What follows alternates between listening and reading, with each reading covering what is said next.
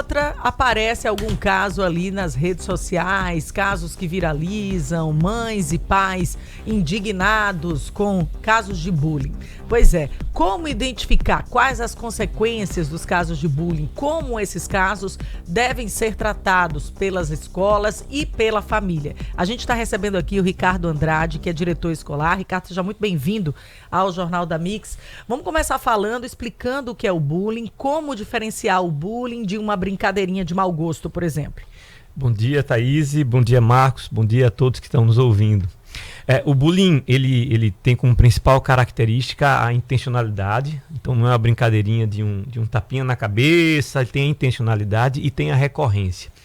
Seja uma agressão física ou uma agressão psicológica que seja recorrente, já é classificado como bullying.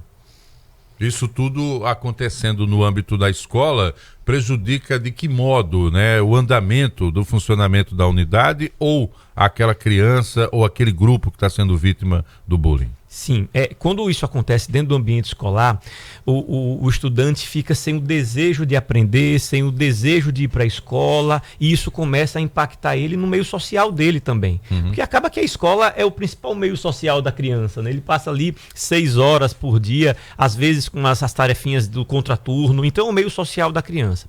Quando ela se sente intimidada dentro do seu próprio ambiente escolar, basicamente é como se ela tivesse intimidade dentro de casa.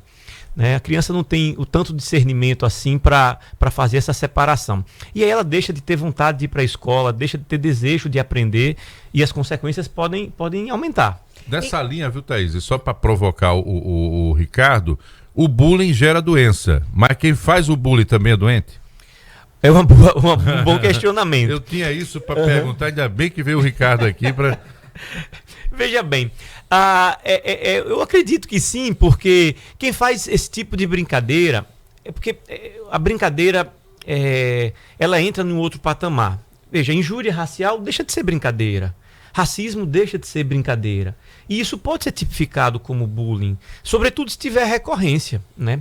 Então, geralmente, tanto o agressor quanto a vítima precisam de cuidados, né? A gente quase sempre direciona para o meio psicológico, um psicólogo comportamental, enfim.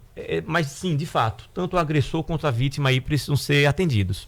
Em alguns casos, se não na maioria, os jovens, crianças e adolescentes que sofrem bullying, que vêm passando por isso na sua escola, fica mais fechado, mais trancado em casa, e quando tem uma relação mais aberta de conversa com a família, expõe para a família o que está acontecendo.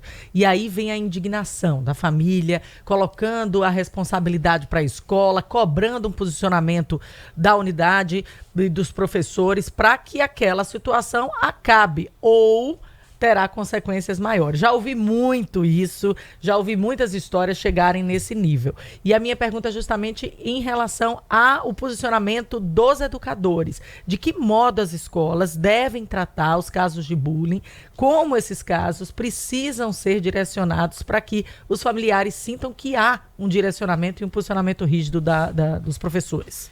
Thaís, eu acredito que você tenha ido no cerne da questão. Assim, uma excelente pergunta. Porque o que acontece? A gente precisa ter uma equipe robusta dentro da escola. E nós temos uma equipe muito robusta, com psicólogos, e mais de um psicólogo, com orientação escolar. E uma coisa bem interessante, respondendo objetivamente sua pergunta, é que a gente precisa garantir o acolhimento. Eu tenho vários atendimentos em que eu mesmo faço com as famílias. E as famílias, às vezes, elas custam acreditar que os filhos falaram aquilo para nós, que os filhos falaram e que estão sofrendo aquele tipo de situação. E aí a gente faz esse meio termo, esse meio de campo. A equipe interna quase sempre convoca uma equipe multidisciplinar que acompanha o estudante, que isso é também um outro papel da escola. Mas é incrível como as famílias se surpreendem com o que está acontecendo com seus filhos e eles não sabem. Né? Então, para você que tem filho, criança, adolescente, pré-adolescente, o meu conselho é se aproximem dos seus filhos. sabe? Parece bobagem, mas um café da manhã que você consegue. Às vezes as pessoas têm dias corridos e não pode. Então tenta o almoço, né? O papai e a mamãe aí, às vezes não consegue no almoço, tenta no jantar, mas se aproximem dos seus filhos. As redes sociais puxam muito as crianças para esse ambiente aí digital e às vezes as famílias não conseguem perceber o que as crianças estão passando. Bullying se combate ou se previne? E se combate, como faz isso? E se previne, como é que também faz? Boa, Marcos. Os dois. Bullying se previne e bullying se combate. A prevenção do bullying está relacionado às crianças e os adolescentes perceberem que bullying é crime. E é muito chocante quando a gente mostra para as crianças que o bullying mata. Parece um jargão assim, mas não é, mas o bullying mata. A gente tem alguns dados muito contundentes assim de crianças que vão a vias de fato, né? E que a gente precisa mostrar para eles o mal que o bullying faz. Então se previne.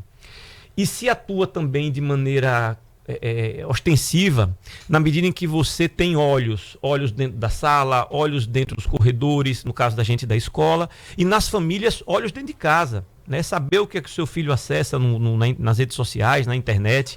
Então, sim, Marcos, se previne, se combate, e é uma obrigação da sociedade, né? Tanto prevenir quanto combater, mesmo porque esse ano o bullying já é considerado crime. Ricardo, existem regras que são impostas pela escola como conduta para tentar evitar que essas situações de bullying continuem? E eu vou colocar um exemplo aqui, uma situação hipotética. Existem dois alunos de uma mesma sala de aula que estão ali passando por situações que já foram caracterizadas como bullying, os professores já relataram, os familiares também já estão cientes. Existem regras que são impostas? E só complementando a pergunta anterior, nesse sentido, a escola, por exemplo, separa os alunos de turma, diz, não tem uma medida ali protetiva, não chega perto. Existe alguma situação semelhante? Aí já é um caso extremamente mais raro, né? E mais extremo também. Quando a gente precisa trocar estudantes de sala, a gente com certeza já falou com as famílias, já fez aquele acordo ali com as famílias. Porque como é um meio de interação social, para além de ser um meio educativo, é um meio de interação social. Então a gente tem as nossas regras, os nossos combinados. Então os alunos recebem um manualzinho de convivência e lá tem os nossos combinados. Fugiu daquilo, a gente vai entrar com as sanções educativas e, se precisar, disciplinares. O Brasil, a propósito, é um dos países em que o bullying mais aparece, né? O IBGE fez uma pesquisa, inclusive, recente, em que 23% dos brasileiros já declararam que sofreram bullying em alguma fase da vida. Esse número é alarmante, gente. A gente está falando aí de 1/4 da população brasileira que se declarou, né? Fora aqueles casos omissos. Então, é pesado, muito pesado, tem que estar atento mesmo, né? Vamos deixar claro para o pai que talvez agora esteja levando o filho para a escola, né? Já chegando próximo à porta dessa unidade, para ele como é que o bullying se manifesta. É quando eu coloco o apelido na criança, é quando eu destaco um defeito físico dela ou um traço físico dela. Vai dando os exemplos aí, Ricardo. Sim, nós temos situações de bullying em que é referente ao corpinho da criança, né? As crianças e os pré-adolescentes estão passando por transformações e aí tem apelidos e tem ações recorrentes referentes ao corpinho deles, mas também o fato de eles terem uma neurotipicidade. Né? Ele tem uma dificuldade maior de aprendizagem, ele tem uma dificuldade maior na fala, ele tem uma dificuldade maior no entendimento. Então, os neurodivergentes também são alvo e é aí que a gente precisa aumentar a nossa régua. Tá? Então, é basicamente isso. E eu gostaria de aproveitar ainda o Ricardo aqui no nosso estúdio para trazer um exemplo de um caso que aconteceu recentemente aqui em Maceió. E aí, já pegando o gancho aqui, levando para esse questionamento para o Ricardo, para saber o que ele pensa sobre a reação dos pais que tentam lidar com a situação de bullying diretamente com a criança, com quem está praticando o bullying. Eu vi um caso absurdo, gente, pelo menos essa é a minha opinião, viu, Ricardo? Já tomando a frente aqui. Pois não. Um caso absurdo de um pai que ameaçou a outra criança na entrada da escola. Não faça mais isso com o meu filho, senão você vai ver. E assim, é um posicionamento que eu acho muito agressivo, não considera que o outro envolvido na situação também é uma criança, na mesma idade do filho. Enfim, eu acho que extrapola um pouco esse tipo de reação da família ali naquele momento, né? Thaís, esse caso casos como esse, na verdade, são muito sérios, né? Inclusive, esse caso chegou a vias judiciais. Exatamente. A tendência é essa mesmo, porque o pai, a mãe, a família da criança agredida vê uma desproporcionalidade ali, né? Então, assim, não faz o menor sentido um adulto abordar uma outra criança, por mais que aquele sentimento de pai, aquele sentimento de mãe, de querer resolver a situação, mas não é por aí. O meu conselho, o meu ponto de vista é você tentar entrar em contato com a família da criança que está agredindo e tentar chegar a uma ação razoável, né? Usar a razoabilidade aí é o melhor fato. Agora, nunca abordar um menor, porque aí vai para uma esfera criminal. Já vai para a esfera criminal, ele tem direito também, né? Até se tiver errado, ele também tem direito. Um detalhe importante, você é diretor de escola, obviamente, para uma direção de escola passar a incluir isso dentro do seu roteiro de trabalho, entre tantos outros que vocês têm em termos de atribuição, é porque a coisa é séria e, obviamente, vocês tratam com seriedade. E como é que vocês tratam esse tema? É prioridade zero. Acolhimento ao estudante, acolhimento à família, acolhimento aos nossos colaboradores é uma prioridade zero dentro da nossa escola. Passou-se o tempo em que a gente queria apenas ensinar a tabuada, a equação, o marco histórico, passou-se o tempo disso.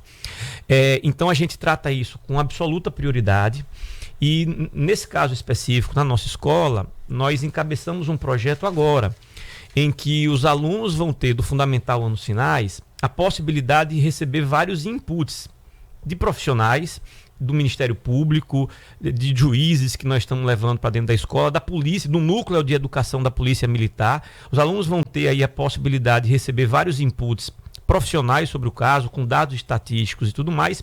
Vão ter várias etapas, né? Incluir o aluno, incluir o estudante no processo é fundamental, mas que no final das contas os principais grupos vencedores darão treinamentos para os nossos colaboradores. Então os nossos colaboradores passarão por um treinamento sobre o que é bullying, como se combater o bullying, como identificar o bullying, e isso é dar protagonismo e dar voz ao estudante. Então, para nós, é prioridade zero. Aí, obrigada, Ricardo. Ricardo Andrade, diretor de escola, que batendo esse papo com a gente, sempre trazendo assuntos importantíssimos, e o bullying é algo que está sempre na nossa pauta, e ouvir quem entende, quem lida com o problema diretamente no dia a dia, dá muito mais consistência para o que se debate, né? Inclusive, eu falei que o seu nome era Ricardo André, não foi bullying, foi erro mesmo. Então, um abraço, Ricardo, até a próxima. Parabéns pela iniciativa, Ricardo. Obrigado, parabéns à equipe da Rádio Mix aí pela iniciativa também de trazer um tema tão relevante para a sociedade. Obrigado, um abraço para vocês. Muito bem, 6h59. Daqui a pouco detalhes sobre uma mega operação que estamos acompanhando aqui para você dentro da nossa programação, tá? Essa primeira hora aqui do Jornal da Mix, ela tem oferecimento de Med Rádio, está com